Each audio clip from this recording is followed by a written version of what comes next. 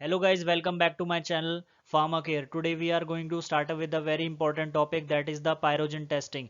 pyrogen testing के बारे में पढ़ने वाले हैं. बेसिकली pyrogen testing की इंट्रोडक्शन पढ़ने वाले हैं कि pyrogen होता क्या है, उसका मेथड पढ़ने वाले हैं कि pyrogen टेस्ट हम करते कैसे हैं, और उसके बाद इंटरप्रिटेशन देखेंगे. उस मेथड की इंटरप्रिटेशन, जो रिजल्ट आता है उसकी इंटरप्रिटेशन देखेंगे कि टेस्ट पास होता है या नहीं होता, वो पढ़ने वाले हैं. Those who have yet not subscribe my channel, please subscribe it and please comment in the comment box the next video you want it.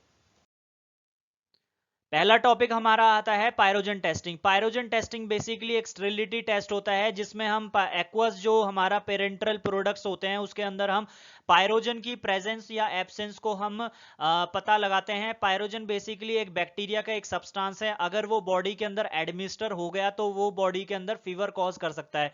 तो उसी को पेरेंट्रल प्रोडक्ट्स को एडमिनिस्टर करने से पहले हम स्टेरिलिटी टेस्ट कर लेते हैं कि अगर कि उस एक्वस प्रोडक्ट में पायरोजन है या नहीं है. अगर होगा तो उसको डिस्कार्ड कर देंगे, उस एक्वस प्रोडक्ट को डिस्कार्ड कर देंगे, तो उसको नया प्रोडक्ट बनाएंगे जिसके अंदर पायरोजन नहीं होता, एब्सेंस होती है उसकी. तो उसी पेरेंटल प्रोडक्ट्स को हम एडमिनिस्टर कर सकते हैं. दूसरा पॉइंट इसमें बोल रहा है कि पायरोजन टेस्टिंग के दौरान हम रैबिट को यूज करते हैं. रैबिट को हम इसीलिए यूज करते हैं पायरोजन टेस्टिंग के अंदर क्योंकि अगर रैबिट के अंदर एज अ एक्स्ट्रा स्टिमुली बाहर का कोई भी एजेंट अगर बॉडी के अंदर रैबिट के अंदर आ गया तो उसका बॉडी टेम्परेचर जो है नॉर्मल बॉडी टेम्परेचर से बढ़ने लग जाएगा. तो इसीलिए वो टेस्टिंग के लिए बहुत अच्छा होता है रैबिट.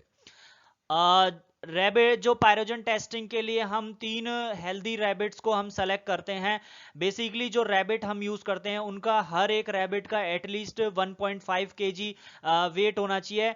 ऐसे किसी रैबिट को हम यूज नहीं करेंगे जिसका normal body temperature 49.8 degree Celsius से ज्यादा हो. नॉर्मल बॉडी टेम्परेचर जो रैबिट का होता है वो होता है 38 डिग्री सेल्सियस से 40 डिग्री सेल्सियस होता है. बट इसमें बोला है अगर उसका बॉडी टेम्परेचर 49.8 डिग्री सेल्सियस से ज्यादा है तो उस वाले रैबिट को हम कभी भी यूज नहीं करते. उन रैबिट्स को भी हम कभी यूज नहीं करते जिनका पिछले 2 हफ्ते से पॉजिटिव टेस्ट आ रहा है जब हम उसको यूज कर रहे हैं, तो या फिर पिछले 2 दिन से उसका नेगेटिव टेस्ट आ रहा है. अगर हम उस रैबिट को यूज कर रहे हैं तो उस रैबिट को भी हम पायरोजन टेस्टिंग में कभी यूज नहीं करते. अगर कोई भी एनिमल है, अगर उसको फर्स्ट टाइम यूज कर रहे हैं हम, तो उसका क्या करना पड़ेगा, हमें पहले शेम टेस्ट करना पड़ेगा. शेम टेस्ट के अंदर क्या करते हैं, हम आईवी इंजेक्शन देते हैं. कितना 10 ml पर केजी पर वेट. अगर उसका वेट हम नॉर्मल वेट क्या है 1.5 kg है तो 1.5 kg में हम 15 ml अपना क्या देंगे, इंजेक्शन देंगे, आईवी इंजेक्शन. नॉर्मल सेलाइन जो होगा वो इंजेक्ट करा जाएगा 10 ml पर केजी. नॉर्मल सेलाइन देंगे, उसके अंदर आईवी इंजेक्शन आईवी के थ्रू देंगे, इंट्रावेनसली उसको इंजेक्शन दिया जाएगा. और कोई भी ऐसा एनिमल जो टेम्परेचर उसका बॉडी टेम्परेचर अगर बढ़ रहा है तो उस नॉर्मल बॉडी टेम्परेचर से, तो उसको रिजेक्ट कर देंगे हम, उसको पायरोजन टेस्टिंग में कभी यूज नहीं करेंगे. अगला टॉपिक हम पढ़ने वाले हैं मेथड जो होता है पायरोजन टेस्टिंग के लिए, टेस्ट फॉर द पायरोजन. सबसे पहले इसमें पॉइंट बोल रहा है जो टेस्ट का जिस रूम में हम टेस्ट करेंगे वो एयर कंडीशनर रूम होना चाहिए, उसमें फुल्ली एसी लगा होना चाहिए उस रूम के अंदर. दूसरा पॉइंट बोल रहा है कि टेस्ट के दौरान ड्यूरिंग द टेस्ट जो हम रैबिट लेंगे उसको, जैसे हमें आज टेस्ट करना है तो उसकी लास्ट नाइट को हमें उसको ना खाना देना ना पानी देना, उसको दोनों नहीं देने. उसके बाद जब हमें टेस्ट करना है तो उससे पहले हमें क्या करना पड़ेगा, टेम्परेचर नापना पड़ेगा. टेम्परेचर नापने के लिए हमें थर्मामीटर यूज करना पड़ेगा. थर्मामीटर, क्लिनिकली थर्मामीटर जो होते हैं वो इंसर्ट करना पड़ेगा हमें किसके अंदर, रेक्टम के अंदर हमें इंसर्ट करना पड़ेगा. और जो डेप्थ होगी इंसर्शन की वो होगी आपकी 7.5 से कम नहीं होनी चाहिए. उसके बाद हमें रेक्टम के अंदर उसको डाल दिया, क्लिनिकल टेम्परेचर थर्मोमीटर डाल दिया. उसके बाद हमें 2 रीडिंग मिनिमम लेनी है. ये 2 रीडिंग जो होगी वो टेस्ट करने से पहले हमें करनी है. ये प्रियर टू द मतलब टेस्टिंग से पहले 2 रीडिंग लेनी है नॉर्मल बॉडी टेम्परेचर की. और ये जो रीडिंग लोगे, 2 रीडिंग जो लोगे वो हर एक आधे घंटे के बाद आपको लेनी पड़ेगी. और दोनों का मीन निकालने के बाद जो टेम्परेचर आएगा उस टेम्परेचर को को हम बोलेंगे इनिशियल टेम्परेचर। जो हम निडल्स या ग्लासवेयर्स और सिरिंजेस वगैरह जो भी हम यूज करेंगे टेस्ट के अंदर, वो उन सबको हम पायरोजन फ्री करना पड़ेगा। उनको पायरोजन फ्री हम ऐसे करेंगे कि हमें उनको निडल्स को, सिरिंजेस को, ग्लासवेयर्स को हमें वॉश करना पड़ेगा। और वॉश करना है हमें वाटर फॉर इंजेक्शंस होता है।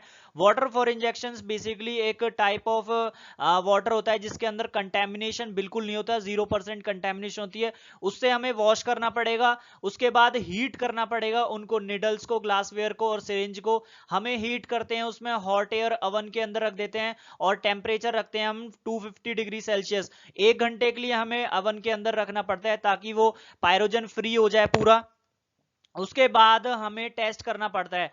टेस्ट के लिए हमें क्या करना पड़ेगा, जो टेस्ट का इंजेक्शन होता है उसको हमें 38 डिग्री सेल्सियस तक हमें वार्म करना पड़ेगा। और हमें एक रैबिट लेकर उसके कान के अंदर वेन्स होती हैं, बेसिकली इन वेन्स को, कान के पीछे की वेन्स को इसलिए लेते हैं क्योंकि वो इजीली विजिबल होती है और इजीली इंसर्ट कर सकते हैं उसमें इंजेक्शन। उसमें डोज हमें देना है 0.5 से 10 ml पर केजी ऑफ रैबिट वेट। जैसे कि अगर हमारा आपका रैबिट 1.5 mg और हमें 10 ml अगर देना है, तो आपका मतलब 1.5 अगर केजी आपका रैबिट का वेट है तो हमें 15 ml देना पड़ेगा उस रैबिट के अंदर।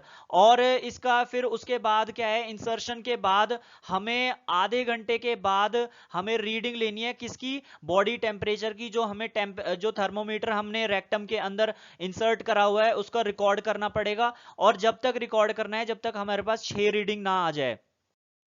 अगला हमारा टॉपिक होता है interpretation of the result. Interpretation हमें ये देखना है कि अगर हमारा जो हमने टेस्ट करा है वो हमारा टेस्ट जो पास हुआ है या फेल हुआ है वो हमें देखना पड़ेगा।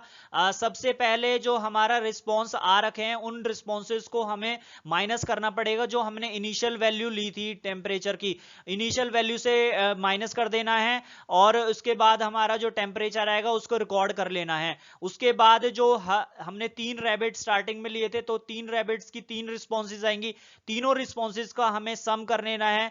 और सम करने के बाद हमारे पास कंडीशंस आती हैं।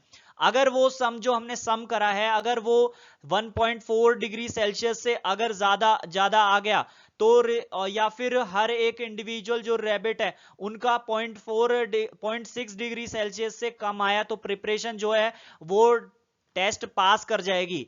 दूसरी कंडीशन ये आती है, अगर हमारे पास 1.4 डिग्री सेल्सियस से ज्यादा अगर सम आया या फिर जो इंडिविजुअल रैबिट है उनका 0.6 डिग्री सेल्सियस से आया या फिर उससे ज्यादा आया तो टेस्ट जो है हमारा फेल हो जाएगा और हमें 5 रैबिट और लेने पड़ेंगे और उनके साथ सेम प्रोसीजर रिपीट करना पड़ेगा।